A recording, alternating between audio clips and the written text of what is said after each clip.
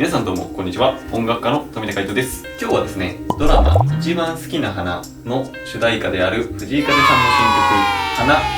徹底的に解説していけたらなと思っております。いつも徹底解説動画撮るときはカメラを上からねやって手元を映してたんですが、それだとちょっと人間味がなくなって悲しいんじゃないかということでね、今日はいつものこの画角で解説していきたいかなと思っております。カメラ2台体制とかになればね、ちょっと上から撮ってもいいかなと思うんですけど、ちょっといろいろ試しながらねやっていこうかなと思っております。全然皆様には関係ないんですが、一応 iPad で音を録音したらどうなるかということも今日チェックしています。多分こっちの方が音が近くてね、いい音質で撮れると思うので、久々の解説動画になりますが頑張っていきましょう。はい、お願いします。行きますよ。まずですね、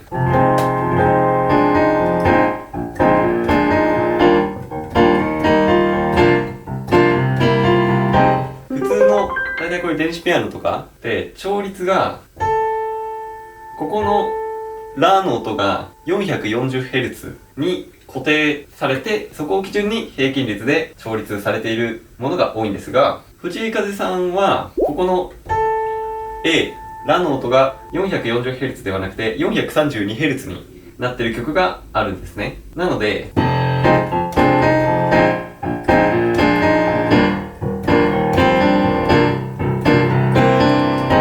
これは今 440Hz なんですけど、これよりも低い音で 432Hz にラの音を落としてやっていきたいと思います。最近の電子ピアノだとヘルツを変えるみたいなことができる機能がついてると思うんで、僕のこのローランドの FP30X ってやつでもできるんですが、 0.1Hz ずつしかできないので80回押させていただきます。あ、ちょっと間違えたかもしれないもう一回やろう。間違えたかもしれないときは電源を切れば、付け直せば 440Hz に戻りますのでね。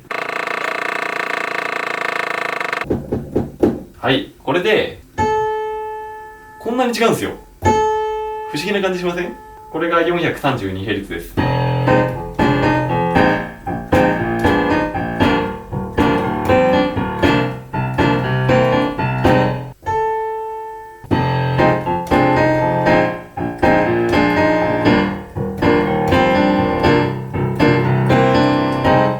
こういう感じです。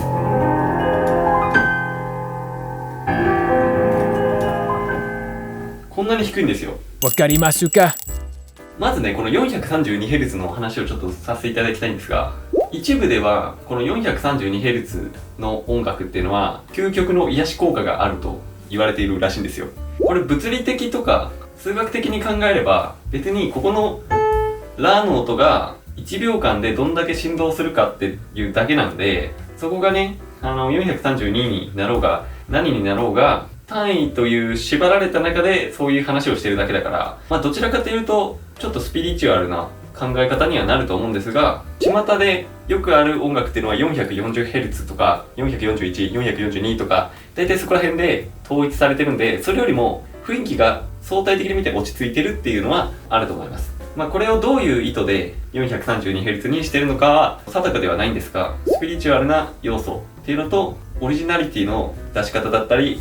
一種の遊びとも取れると思います。 440Hz 固定っていうのはいちいちね、生楽器とか特にピアノとかは毎回 432Hz に調律し直したりするのってすごい大変なんですよ。だから便宜上どっかのとこに440とか441とか2とかで固定して便宜上楽な状態でやってるっていうのがあるんですけど、別に個人的にはただ楽ってだけですごいそこは全然自由だと思ってはいるので、 440Hz とかじゃないと気持ち悪くなっちゃうっていうのはあんまりいい状況ではないのかなって僕は個人的には思います。僕もなんか聞いた感じ、ちょっと低いな高いなとか、多分これ443とかだなとかなんとなくはわかるんですよ。結局なんかその音楽をその周波数での和声感をこう耳に浸透させていけば全くもって僕は問題ないっていうか、その中でちゃんと音を取れるようになるので、この曲も前奏あるんで、前奏とかでこう自分の耳をチューニング 432Hz にちょっと低めにチューニングして歌うっていう感じになりますかね。すごいその和声感が大事になります。話がなくなってしまったんですが、ちょっとこれでイントロ弾いてみます。 432Hz。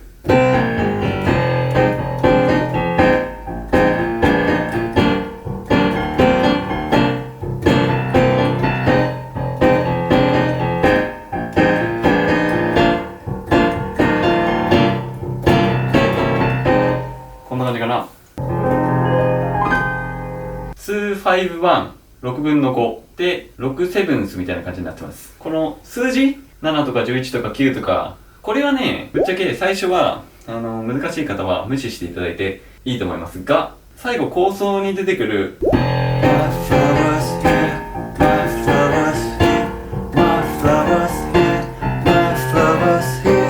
とかやる時の音程をこの右手のトップノートで弾いてる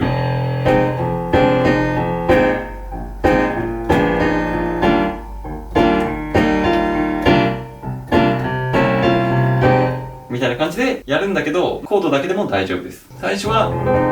F-7、2度マイナーですね。2度マイナー7で、次が B フラット11フラット9って書いてあるんですけど、これね、右手そのままで左手を上げてくるっていうのを数字で書いたらこうなるって感じなんですよ。だから枯れてゆくってなってる。そのままでいいんですよ。だけどフラットナインスって言って後半ですね、このコードのでやるんですよ。フラットナインスが出てくる、ここの音。最初は11までセブンス、ナインス、11でつくんだけど、ナインスが下がる。でこの同音がトップノートでくるってなるっていうボイシングになってますね。これ藤井風さんがよくやるし、僕も比較的よくやります。このドミナントの時にフラットナインスを使うと同主調の借用和音みたいになるんですよ。だからちょっと怪しさが出るんですね。じゃなくて、わかるかな？どう？この違い？これがフラットナインスの効果です。で、これ出てこない時もあるんですけどね、歌の中では。A メロとかで、2、5が来て、1度が来る。で、その後は、6度マイナーって書いちゃってもいいんだけど、6度の上に、さっきの5度が乗っかってると書いてますが、これは、サス4って言って、この、C マイナーでもなくて C メジャーでもない、その直前に出てくることが多いサス4の音を含んでます。そして3度の音が出てこない、出てきてないんですよこれ。だからどっちか分かんないんですよ。曖昧なコードなんですけど、この後にサス4がここに解決される C セブンスの、つまり C のメジャーコードに解決するためのコードになってるんですね。だからずらしてるんですよ。ただの C マイナーとかただの C メジャーじゃなくて、それを1個ずらしたコードを弾くことでその次のコードへの緊張感が生まれてるんですね。これで、これ2回目2巡目はこういう風になるんですよ。おそらくですけどこうなのか、これで、これもね実はフラットナインスなんですよ。そう、これさっきの出てきた6度のセブンスにフラットナインスをつけてるんですね。これは次が2度の、F マイナーなんですけど、そこに対するセカンダリードミナントになってて、やっぱり単調の借用和音を使ってるからこう暗くなる。でこんな話ばっかりしてていいのかな全然先に進まないんだけど、さっきもそうなんだけど、ドミナントのフラットナインスを弾くときは右手がねディミニッシュセブンが出てくるっていうのがボイシングとしてあります。これかなり上級者向けっていうか難しいんですけど、ディミニッシュってねいろんなコードを含んでるんで、でもベースはもう固定されてるから、どっかの構成音からディミニッシュセブンを弾けばフラットナインスのドミナントコードになるんですね。ディミニッシュセブンを弾くと気持ちいいっていう、指の形としてね。もう一回これで弾いてみると、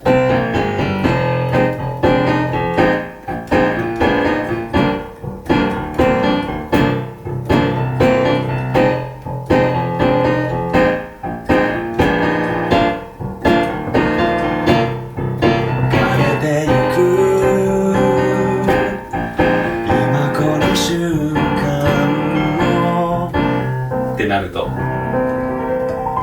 で、ちょっと言ってなかったけど、まだ話が続くんだけど、リズムがちょっと独特じゃないですか。普通のリズムだったら、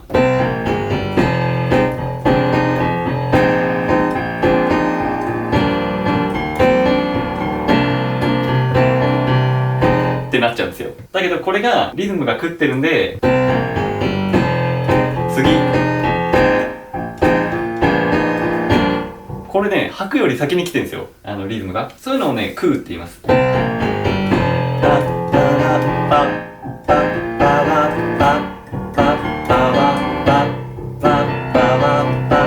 まあこれはずっと起こりますので、A メロやってみましょう。大体一緒なんですけど、イントロと。ってやらなかったりする。ダラっていう、まあこういうのを刺繍音っていうのかな。別にでもいいんだけど、これが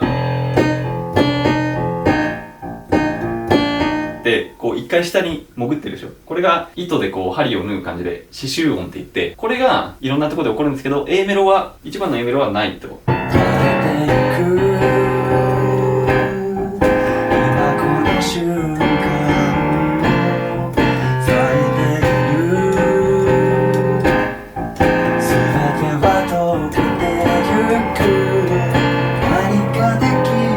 これで B メロいきますね。意外と短いですよね。優しく脱力した歌い方になってますね。枯れてゆく今この瞬間も咲いている。でメロディーが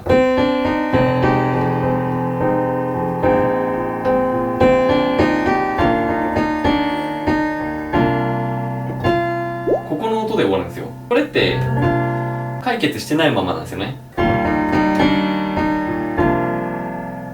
音としてはキーの中の2番目の音で3度に行くか1度に行くかっていう音なんですよ。それが解決しないままふわっとこう保留されてる感じ。最後も全ては溶けて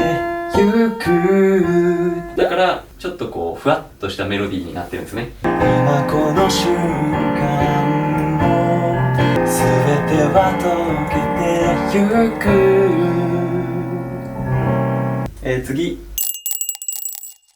次 B メロやってみるんですけど、 B メロはちょっとコード変わります。あとはね、おなじみ4度へ行く前の4度シャープ系の裏コードが出てきますね。全ては溶けて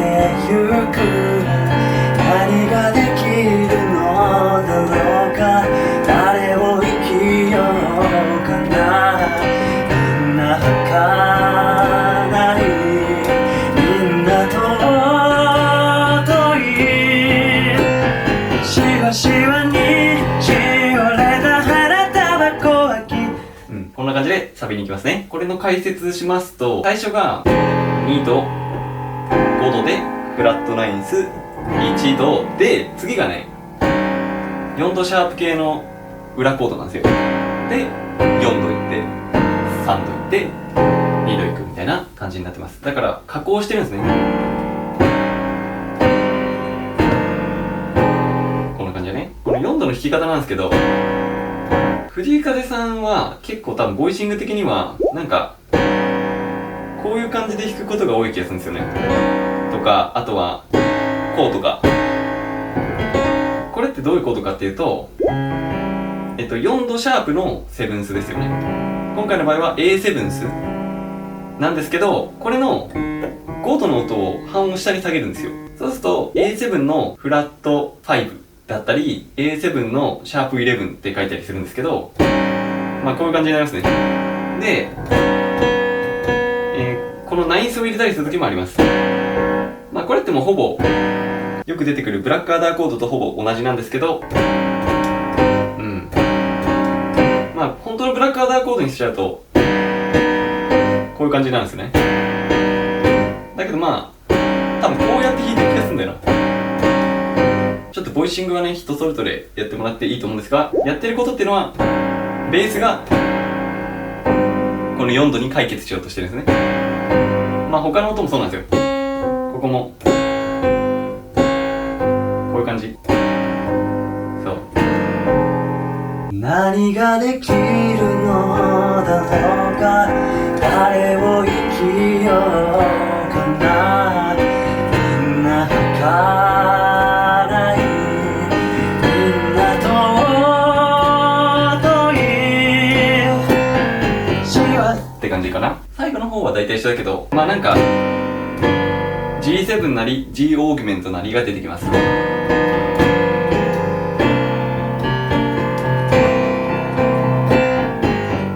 そう B メロがかなり食ってますね。何かできるのだろうか、誰を生きようかな、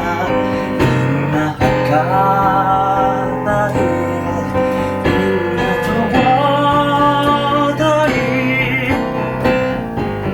い。で、サビに行ってみましょうか。行きますよ。サビに関しては食う場所がコードが4個あったとしたら1個目と3個目のとこは食わない。むしろこうジャストに合わせて弾くのがこのサビの弾き方になってます。みんな尊い、しわしわにしおれた花束は木に抱えて、永遠に変わらぬ輝き探してた。僕らを信じてみて、僕らを感じてた。咲かせに行くよ、内なる花を。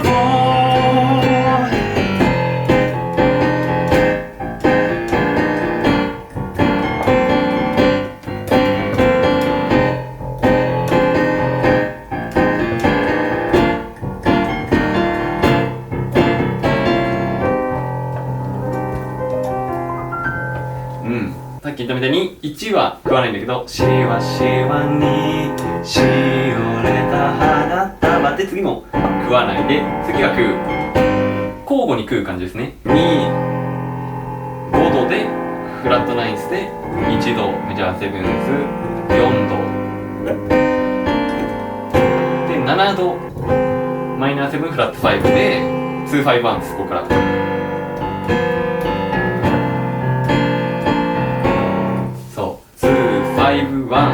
で次が、セカンダリードミナントで2度に行くと。でここも2、5、1で、ここが面白いんですけど、僕らを信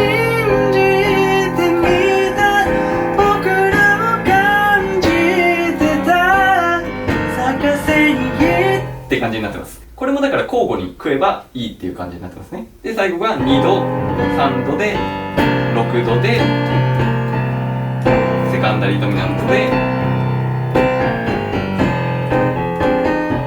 で戻るようになってますと。これね、カラオケで歌うとかいう時もオケにアクセントを合わせる感じで歌うといいかなと思います。なんか普通に歌っちゃうとしわしわにしお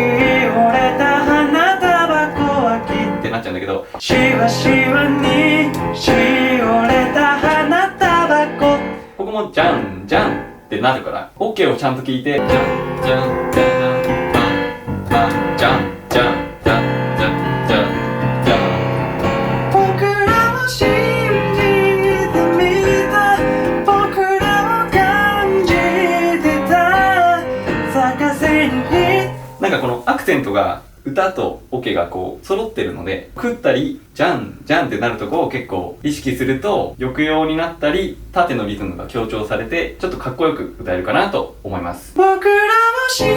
じてみた、僕らを感じてた。